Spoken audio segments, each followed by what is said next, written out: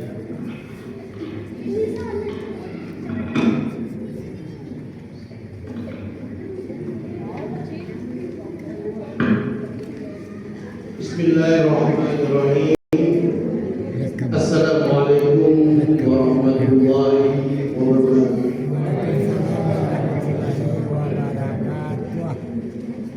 Alhamdulillah. Alhamdulillahirabbil alamin. Wa bihi nasta'inu ala umuri dunya wad din wa salatu wassalamu ala asyrofil anbiya'i wal mursalin wa ala alihi wa ashabihi ajmain. Qala ta'ala a'udzu billahi minasy syaithanir rajim. Bismillahirrahmanirrahim. Ar-rijalu qawwamuna 'ala an-nisa' bima fadallahu 'alaihim ba'dahum ba'dhan wa bima anfaqu. Wa qala aidan ya ayyuhalladzina amanu qu anfusakum wa ahlikum nar wa quduha an-nas wal hijarah 'alaiha malaikatun biladun shidadun la ya'tuna ma'amarullah wa yaquluna ma yu'marun. Shadaqallahu al-azim wa shadaqa rasulullah wa ala dzalika minasyahidin. Pertama dan paling utama, mari sama-sama kita panjatkan puji syukur kita kehadirat Ilahi Rabbi, karena alhamdulillah pada malam hari ini kita dipertemukan kembali. Mungkin tahun lalu ada kanan kiri kita yang sudah mendahului kita, ada yang mungkin yang sakit. Kemarin kita tahun lalu kita masih bercanda dengan teman-teman kita, tapi saat ini tidak ada. Jadi pada malam hari ini alhamdulillah kita masih diberi umur panjang dalam rangka melaksanakan sholat isya bersama, dan akan kita lanjutkan dengan sholat tarawih, dan insya Allah besok kita akan melakukan puasa. Dalam rangka apa? Dalam rangka persiapan kita untuk pulang kampung. Mana kampungnya, Bu? Udah siap pulang kampung? Sudah? Ada yang apa? Ada siapa ya? Apa? Insya Allah siap. Kenapa Bu nggak siap pulang kampung, Bu? Tahu ya kamu punya akhirat? Siap ataupun tidak siap, kita harus siap. Karena pada saat ini kita sedang berada di dermaga, semuanya, kecil, yang baru lahir, yang nenek-nenek, yang kakek-kakek, yang masih remaja dan anak-anak, semuanya akan dijemput oleh Allah Subhanahu wa Ta'ala. Malaikat Jibril dan malaikat Israil yang menjemput kita. Selawat serta salam kita lupa kita haturkan untuk junjungan alam Nabi besar Muhammad sallallahu alaihi wasallam dengan ucapan alhamdulillah. Ini Masjid Al-Amanah, amanah ya, jamaahnya ketika disebutkan nama Rasulullah semuanya bersalawat. Alhamdulillah. Ini harus didikan ustaz-ustaz ke sini, tokoh-tokoh masyarakat. Kalau tidak tak mungkin. Tadi saya dengar suara anak azan, alhamdulillah. Dulu saya kecil itu suka azan juga, tapi tidak sebagus anak kita tadi. Dan kemudian dari protokol masih kecil, SD mungkin, kelas berapa Pak? Kelas 2. Kalau saya dulu suruh pegang mic waktu kecil, gerak. Ini masih kecil. Berkata didikan orang tua. Yang saya hormati pengurus Masjid Amanah beserta perangkatnya, bapak-bapak tokoh masyarakat yang tidak saya sebutkan satu persatu, bapak, ibu, serta anak-anak yang saya hormati, yang saya cintai. Pada malam hari ini memiliki judul pentingnya mendidik istri. Sebagaimana yang dibacakan tadi, ar-rijalu qawwamuna 'ala an-nisa' bima fadallahu ba'dahum ba'dhan wa bima anfaqu min amwalihim. Kemudian dikatakan lagi, ya ayyuhalladzina amanu qu anfusakum wa ahlikum nar wa quduha an-nas wal hijarah 'alaiha malaikatun biladun shidadun la ya'tuna ma'amarullah wa yaquluna ma yu'marun. Betapa penting pentingnya kita mendidik istri. Karena apa? Istrilah yang paling dekat dengan anak-anak 24 jam. Ya, 24 jam kita ingat ketika istri kita baru melahirkan anak-anak bantu dia. Kita bapak karena capek cari duit ya. Bu, jangan merasa ngomongin ibu sendiri ya. Bapak juga capek bu ya. Cari titik. Tapi alhamdulillah ibu sini hebat. Insyaallah. Semuanya ibu sini insyaallah hebat. Karena semuanya mendidik anak. Kenapa penting? Karena ya selain kita memberi nafkah anak istri kita juga kita harus memperhatikan mendidiknya dengan didikan agama. Karena istri lebih dekat dengan anak-anak.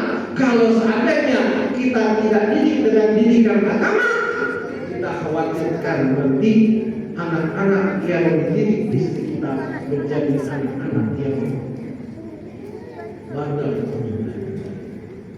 Kita lihat anak-anak sekarang sering tawuran, bawa pedang sepanjang-panjangnya, nyawa itu sudah seperti tidak ada artinya apa-apa. Karena apa? Karena suami tidak mendidik istri, sehingga istri tidak mendidik anak-anaknya. Ini betapa pentingnya. Istri, kata Rasulullah SAW, wanita itu diciptakan dari tulang rusuk yang bengkok. Betul loh. Dari tulang rusuk yang bengkok, jangan diluruskan, dia akan patah, tapi diarahkan. Jangan pula ya, zaman sekarang ini Facebook, zamannya TikTok. Ada yang ajarkan siapa tuh cari cuan. Belajar TikTok saya lihat, Masya Allah, saya punya Facebook juga Bu Pak, karena untuk iklan saya buka pengobatan. Ada bekam, akupuntur, asu, terakhir kurang, rukyah, segala jenis pun ada saya. Simbang Palu dekat Pak. Ya, itu insya Allah orang-orang yang sangat penyempit, ya cuma 250 sama semua. Coba kalau mau sini kayak 2 juta. Kenapa? Memang kita tujuan kita untuk menolong. Dan lagi. Kalau kita mendidik istri, ya, jangan salahkan kalau kita tidak mendidik istri, kita mendapatkan anak-anak yang tidak karena apa? Sesungguhnya katanya, ya, penciptaan manusia di dalam rahim itu selama 40 hari ini dari sperma menjadi segumpal darah 40 hari. Kemudian dari segumpal darah 40 hari lagi menjadi segumpal daging. Pada saat itulah Allah mengutus malaikat meniupkan ruhnya, menentukan amal baik dan buruknya, menentukan mautnya, rezekinya, nasib baik nasib buruknya. Maka sebelum umur segitu ini ibu muda, sebelum kandungan mencapai 80 hari, banyak-banyak berdoa agar anak-anak yang kita lahirkan menjadi anak-anak yang soleh dan solehah. Banyak-banyak baca Al-Quran dengan harapan apa?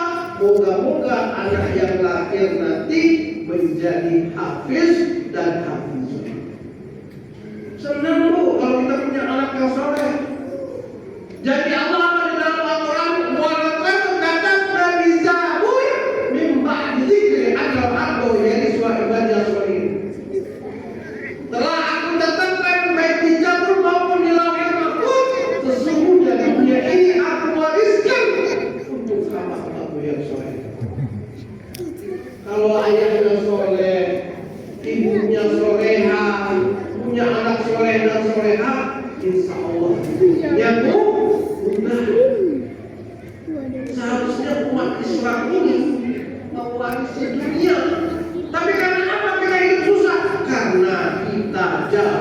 kembali ke soleh. Apa yang dimaksud dengan soleh? Yu'minuna billahi wa yaumil akhir. Kita sudah beriman kepada Allah dan yaumil akhir. Wa ya'muruna bil ma'ruf wa yanhauna 'anil munkar. Sudahkah kita mengajak orang untuk berbuat kebajikan? Sudahkah kita berani mengatakan untuk mencegah kemungkaran? Kalau semua sudah kita lakukan, wa yusari'una bil khairat, menjadikan untuk berbuat kebajikan. Dia kata susah, jangan dicela. Dulu kau ini kau. Jangan kita lihat kata susah bantu.